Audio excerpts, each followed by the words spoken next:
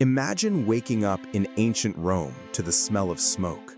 You live in a wooden apartment block, 6 stories high, packed with hundreds of people. By the time you rush down to the narrow street, the roof is entirely engulfed. But out of the darkness, a highly trained crew of 500 men arrives, carrying buckets, axes, and ladders. Relief washes over you. You are saved.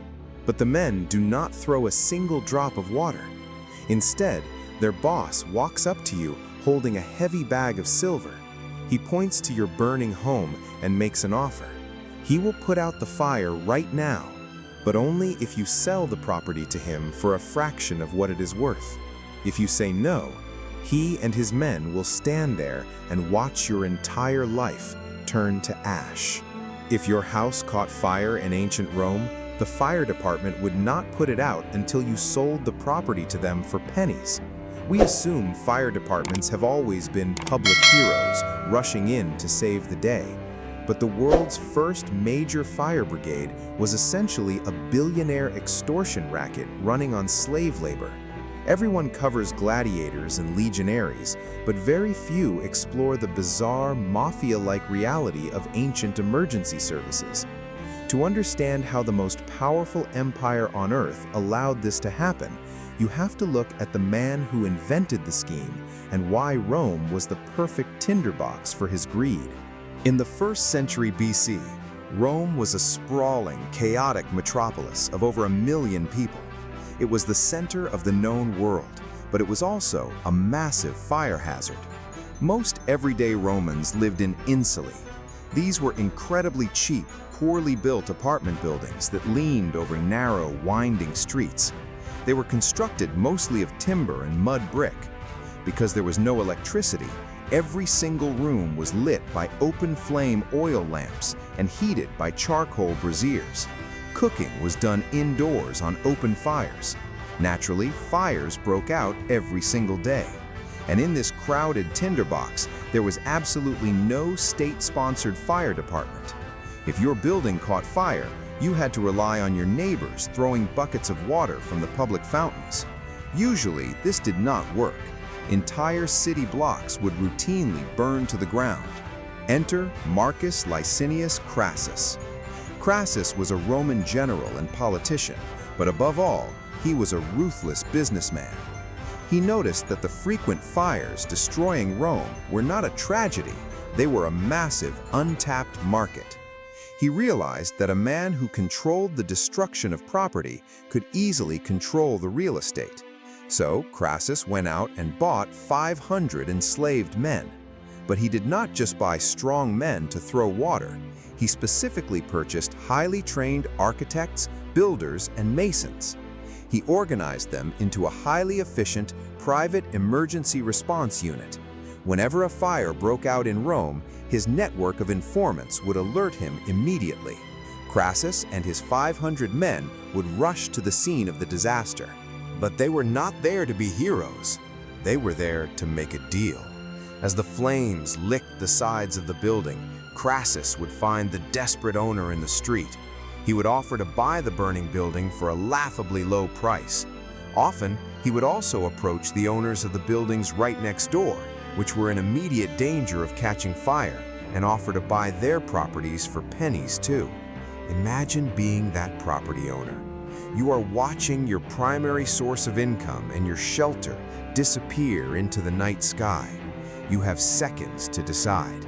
You can either sell it to Crassus right now and walk away with a tiny fraction of your wealth, or you can refuse, keep your pride, and be left with a pile of worthless white ash. Most people took the deal.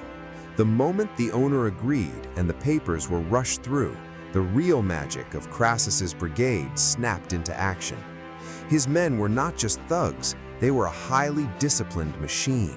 They formed bucket lines, smothered the flames with heavy blankets, and used large hooks and axes to pull down burning walls before the fire could spread to the rest of the block. Because his team was made up of master builders, they knew exactly which support beams to knock out to collapse a structure safely, starving the fire of oxygen. As soon as the embers cooled, Those same enslaved builders would clear the rubble and rebuild the property. Crassus would then rent the newly constructed building out to the exact same tenants, charging extremely high rates. It was a flawless, enclosed economic loop. He profited from the panic, he profited from the rescue, and he profited from the reconstruction. This scheme turned Crassus into the wealthiest man in Roman history. It is estimated that his net worth reached 200 million sesterces. To put that into perspective, the annual budget of the entire Roman treasury was often smaller than his personal bank account. He literally bought his way into the ruling class, eventually forming the first triumvirate alongside Julius Caesar and Pompey the Great. He used his fire extortion money to fund Caesar's political campaigns and buy private armies. But this system created a terrifying reality for the average Roman. The only fire department in the city actively benefited from your misery. There were widespread rumors that Crassus's men were secretly starting the fires themselves just to generate business. While historians debate whether he actually committed arson, the structure of his business meant he absolutely thrived on the constant threat of it. The people hated him for it. Living in Rome meant living in a constant state of anxiety. You were trapped between the genuine, deadly threat of the flames and the predatory greed of the city's elites. Public safety was completely privatized, which meant if you were poor, your life and property were considered entirely disposable. There was no 911 to call. There was only the richest man in the world waiting for you to hit rock bottom so he could buy the rights to your disaster. If you lived in one of those burning apartments and you did not own it, you had no say in the matter. You just stood on the cobblestones, clutching whatever possessions you could carry, waiting for a billionaire and your landlord to finish negotiating the price of your survival. Ultimately, Crassus's endless greed was his undoing.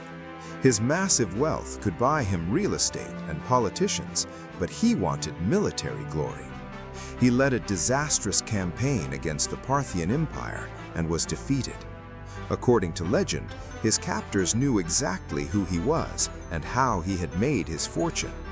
To mock his unquenchable thirst for wealth, they executed him by pouring molten gold down his throat. But even with Crassus gone, Rome still had a massive fire problem. For decades, ambitious politicians tried to copy his model, forming smaller private brigades to gain favor or extort citizens. The city remained a chaotic mess of competing, self-interested fire squads. It was not until the year 6 AD that the system finally changed. The Emperor Augustus recognized that leaving emergency services to the free market was a massive security threat. A city cannot function if its people are constantly burning to death or being extorted by rogue billionaires. Augustus fundamentally reformed public safety by creating the Vigiles. This was a state-funded force of 7,000 men recruited from the city's freedmen. The Vigiles patrolled the streets every single night. They carried pumps, buckets, axes, and long poles with hooks. And most importantly, their job was actually to put out fires, completely free of charge. They even had the legal authority to punish citizens who were careless with open flames in their homes. The transition from Crassus to Augustus represents a massive shift in how human beings live together. It was the moment civilization realized that some things are too important to leave to profit motives. The Vigiles did not just fight fires, they served as a night watch, providing a blanket of security that allowed the city to actually sleep. They were the world's first true first responders. For the first time in history, firefighting became a public service rather than a predatory business. The Vigiles were so effective that the model lasted for hundreds of years, laying the groundwork for the modern emergency services we rely on today. Today, when you hear sirens rushing down the street, You do not have to worry about negotiating the price of your burning kitchen with the firefighters. You can thank the ancient Romans for learning the hard way that true public safety only works when it protects everyone, regardless of what they can pay.